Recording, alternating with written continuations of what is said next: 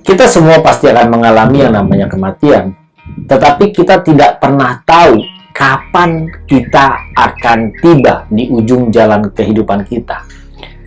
Kalau kita sampai di ujung jalan kehidupan kita, lalu kita menyesal, kita tidak bisa kembali lagi, Bapak Ibu Saudara. Kita tidak bisa memperbaiki apa yang sudah kita perbuat di dalam kehidupan ini. Dan setiap kita, kalau sudah sampai di ujung jalan kehidupan, baru menyadari betapa pentingnya hidup kita di dunia ini, yang selama ini mungkin tidak kita isi dengan hal-hal yang berguna, hal-hal yang baik, kita pasti akan mengalami yang namanya penyesalan. Nah, justru di saat ini saya mengajak setiap Bapak Ibu Saudara, ayolah kita coba renungkan. Kalau kita sudah mengisi hari hidup kita yang ada di dunia ini selama 70 tahun kurang lebih ya,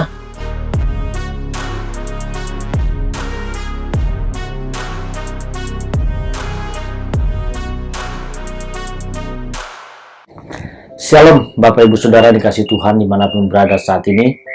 Kita berjumpa kembali bersama dengan saya Buyung Kosaputra di channel CPS Television.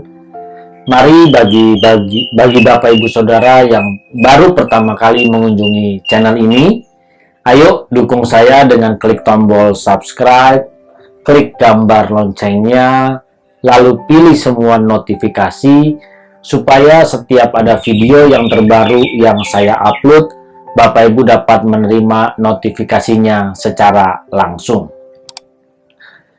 Berbicara kematian, setiap kita, setiap manusia, siapapun, baik itu kaya, baik itu miskin, baik yang dihormati ataupun yang tidak dihormati sekalipun, kita pasti akan mengalami yang namanya kematian. Setiap orang, baik muda, baik tua, itu pasti akan mengalami yang namanya kematian. Sehat ataupun tidak sehat, pasti akan mengalami yang namanya kematian. Kematian di mana merupakan ujung daripada jalan kehidupan. Jadi setiap kita akan tiba sampai di ujungnya. Karena kehidupan kita sesungguhnya ini adalah perjalanan di mana kita menuju kepada ujung jalan kehidupan kita, dan nanti di ujung itu kita akan ditransformasi masuk ke dalam kehidupan kekekalan. Jadi Bapak Ibu Saudara, tidak ada yang bisa melawan, tidak ada yang bisa menghindari untuk tidak mengalami kematian. Siapapun di antara Bapak Ibu Saudara, siapa coba? Adakah di antara Bapak Ibu Saudara yang berani memastikan bahwa tidak akan mengalami yang namanya kematian?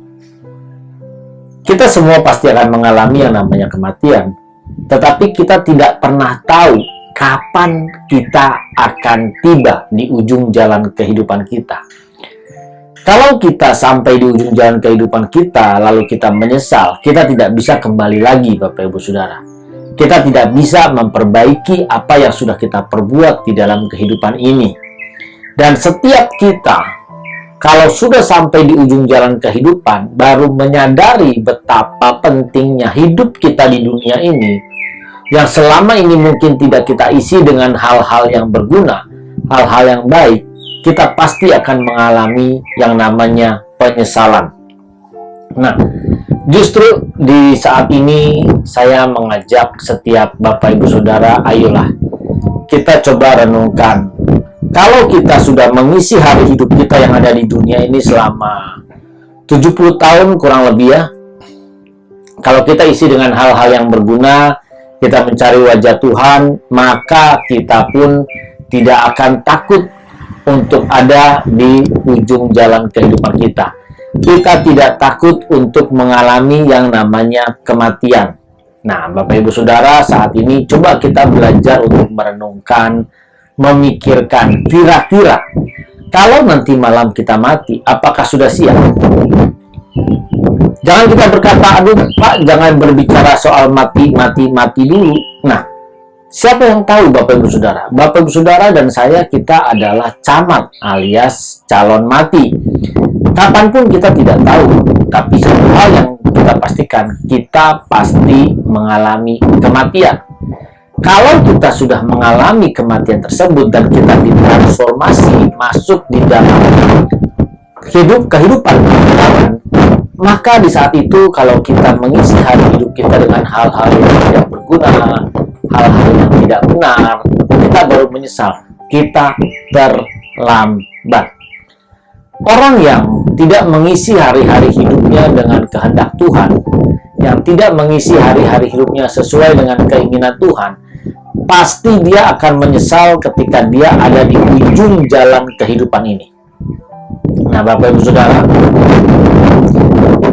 kalau sampai saat ini kita masih mengisi hari-hari hidup kita dengan menyenangkan daging kita, menyenangkan ego kita, menyenangkan ambisi kita, ini bahaya. Ingat loh, kematian bukan akhir dari segalanya, bukan akhir dari kehidupan kita. Banyak orang kan yang mungkin dia tidak bisa bayar hutang, mungkin dia punya masalah yang begitu berat, lalu dia mengakhiri hidupnya berharap bahwa dia bisa terbebas dari semua masalah yang ada. Tetapi itu tidak bisa terbebas. Kenapa? Karena kematian bukan akhir dari kehidupan ini. Ada kehidupan di belakang kematian tersebut. Ada kehidupan di balik kematian tersebut. Nah, iblis sering sekali membodohi kita, menjebak kita, menyeret kita, supaya kita hanya berpikir bahwa hidup yang di dunia ini saja yang penting. Makanya tidak sedikit di antara kita berjuang mencari kekayaan, berjuang mencari kesuksesan, berjuang untuk dihormati, berjuang untuk memiliki harta yang ada di dunia ini, berusaha untuk menyenangkan tubuh kita. Bayangkan, iblis menjebak kita hanya fokus kehidupan 70 tahun sampai 90 tahun yang ada di dunia ini.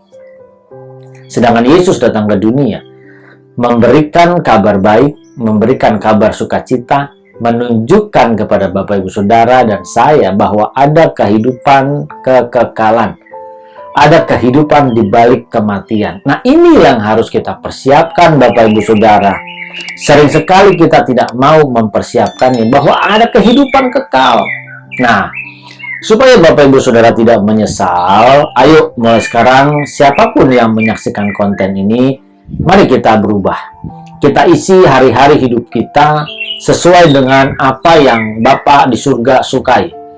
Supaya kita juga bisa menjadi serupa seperti yang dikatakan dalam firman, menjadi serupa dengan putra tunggalnya, dengan Yesus Kristus Tuhan. Serupa dalam hal apa? Serupa di dalam hal karakter kita, cara berpikir kita, cara berbicara kita, di dalam menghadapi situasi apapun kita serupa dengan Dia. Yesus disalib, ya. Yesus mati, ya. Yesus disiksa, diludahi, difitnah karena yang jahat, ya. Tetapi Dia tidak membalaskan semuanya itu. Dia tidak menyerahkan kepada Tuhan untuk membalaskan kepada orang-orang yang jahat. Justru Dia berdoa kepada Bapa di surga, meminta supaya Bapa mengampuni orang-orang yang bersalah itu, supaya mereka semuanya mendapatkan pengampunan karena mereka tahu apa yang mereka lakukan semuanya itu salah. Mari Bapak Ibu Saudara, disinilah saya mengingatkan, kita sama-sama mengingatkan, kita belajar untuk bagaimana bisa berjuang, kita mengisi hari-hari hidup kita sesuai dengan apa yang Bapak inginkan. Setiap hari kita baca firman, setiap hari kita berdoa, kita bersekutu bersama-sama supaya kita bisa mengenakan apa yang Bapak inginkan, bisa menyerahkan semuanya ini. Mari bagi Bapak Ibu Saudara yang diberkati, jangan lupa berikan tanda like, silakan tinggalkan komentar di kolom komentar, dan jangan biarkan berkat rohani ini berhenti di tangan Bapak Ibu Saudara, tetapi berkati orang lain yang ada di sekitar kita, sanak famili kita, saudara kita, teman-teman kita, dengan share video ini, bagikan, share ke semua grup-grup media sosial Bapak Ibu Saudara yang ada. Mari, saya mengundang bagi yang baru pertama kali mengunjungi channel ini, jangan lupa klik tombol subscribe, klik gambar loncengnya, serta aktifkan semua notifikasi. Tuhan memberkati, salam transformasi.